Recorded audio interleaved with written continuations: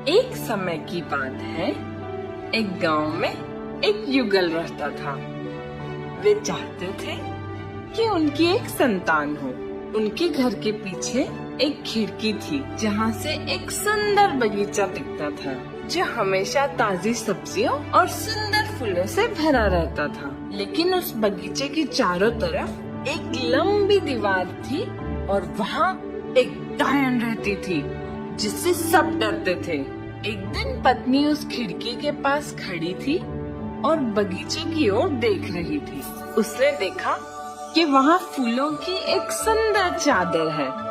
वे इतने ताजे थे कि पत्नी कुछ फूल अपने पास रखना चाहती थी। ऐसा काफी दिनों तक चलता रहा और धीरे धीरे पत्नी और उदास होने लगी। तब उसके पति से यह देखा न गया। उसने पूछा, क्या बात है प्रिय? पत्नी ने कहा, जब तक मैं उस फूल को चख न लूं, तब तक मुझे चैन नहीं आएगा। पति अपनी पत्नी से बहुत प्यार करता था। वो सोचने लगा, मैं अपनी पत्नी को खो नहीं सकता। चाहे जो हो जाए, मैं उसके लिए वो फूल जरूर लाऊंगा। तो एक शाम पति ने उस दीवार को पार कर लिया और बगीचे से कुछ फूल तोड़ लाया। पत्नी ने फूल का स्वादिष्ट सलाद बनाया और मन भर के खाया। पर उसे वो इतना पसंद आया कि अगले दिन उसकी फूल खाने की इच्छा 3 गुना बढ़ गई। और उसकी इच्छा पूरी करने के लिए फिर उस शाम पति उस डायन के बगीचे में गया। जब वह लौट रहा था तो उसने देखा डायन ठीक उसके सामने खड़ी है और वो घबरा गया। डायन ने गुस्से में आके कहा, तुम्हारी हिम्मत कैसे हुई मेरे बगीचे से फूल चुराने की? तुम्हें सजा भुगतनी होगी। पति ने कहा, मुझ पर दया कीजिए, मैंने ये सिर्फ अपनी पत्नी के लिए किया है। अगर वो इस फूल को नहीं खाती तो वे उदास रहती, जो मुझसे देखा न गया।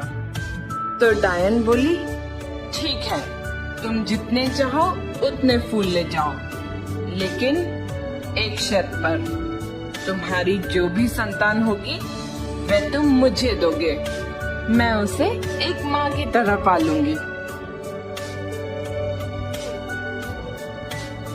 पति ने घबराकर डायन की शर्त मान ली और जब उनकी संतान हुई तो डायन ने फूल की तरह उस बच्ची का नाम रैपुंज़ेल रखा और उस बच्ची को अपने साथ लेकर चली गई। रैपुंज़ेल बहुत ही सुंदर थी। जब वो 12 साल की हुई तो उस डायन ने रैपुंज़ेल को एक लंबे मीनार में कैद कर लिया। उस मीनार में न कोई सीढ़ी थी न कोई दरवाजा, बस एक खिड़की थी। जब भी डायन को उस मीनार पर जाना पड़ता तो वो नीचे से चिल्लाती, रैपुंज़ेल, रैपुंज़ेल, अपने बालों को नीचे करो।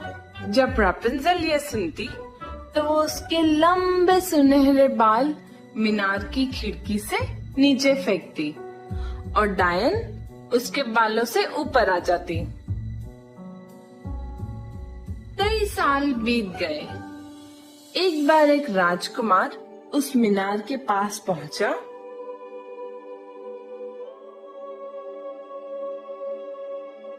और उसने एक मधुर आवाज सुनी।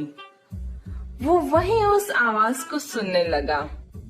रैपुंज़ेल अपने अकेलेपन को मिटाने के लिए गीत गा रही थी।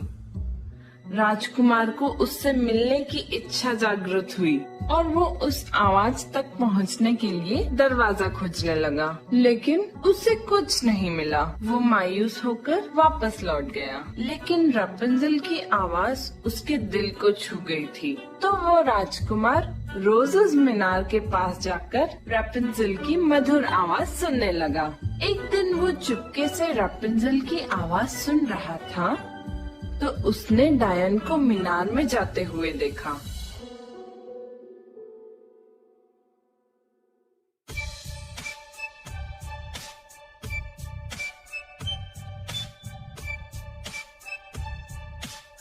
राजकुमार ने सोचा, अगर यही एक तरीका है मीनार तक पहुंचने का, तो मैं भी अपनी किस्मत आजमाऊंगा। अगले दिन जैसे ही शाम हुई, राजकुमार उस मीनार के नीचे से चिल्लाने लगा, रैपुंज़ेल, रैपुंज़ेल, अपने बाल नीचे करो। और रैपुंज़ेल ने अपने बाल नीचे किए और राजकुमार मीनार तक पहुंच गया। रैपुंज़ेल उसे देखकर घबरा गई, क्योंकि आज तक उसने किसी आदमी को नहीं देखा था। लेकिन राजकुमार ने उससे बड़े प्यार से बात की और कहा कि रैपुंज़ेल की मधुर आवाज ने उसके दिल को छू लिया था। रैपुंज़ेल ने सोचा, ये राजकुमार कितना जवान और सुंदर है, और रैपुंज़ेल ने उससे शादी करने का निर्णय लिया। उसने कहा, मैं तुम्हारे साथ चलूंगी, पर हम इस मीनार से निकलेंगे कैसे?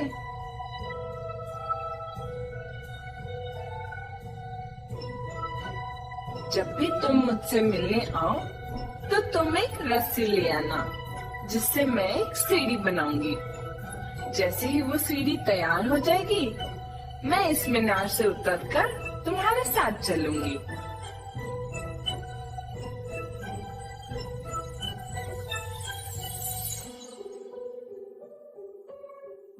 डायन को इस बारे में कुछ पता नहीं था।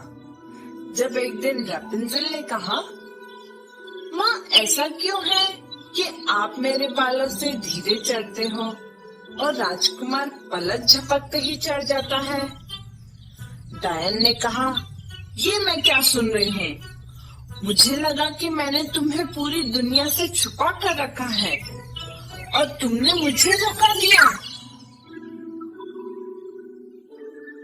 गुस्से में आकर डायन ने रैपुंज़ेल के लंबे सुनहरे बाल काट दिए। डायन इतनी कठोर दिल थी कि उसने रैपुंज़ेल को एक सुनसान जगह पर छोड़ दिया।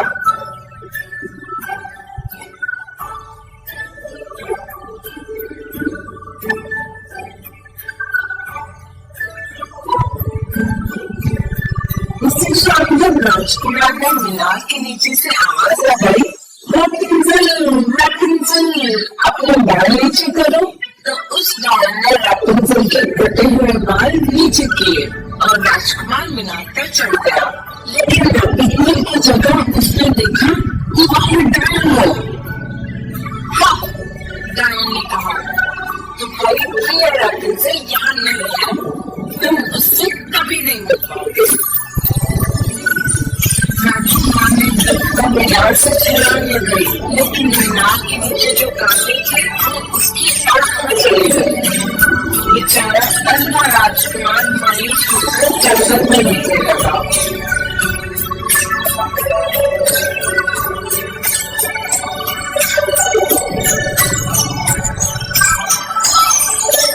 कुछ सालों बाद राजकुमार एक सुनसान जगह पर पहुंचा, आवाज सुनी और वो उस आवाज की तरफ भागते रैपुंज़ेल ने उसे देखकर गले लगाया। जब उसकी आंखें राजकुमार के फिर से देखने लगा,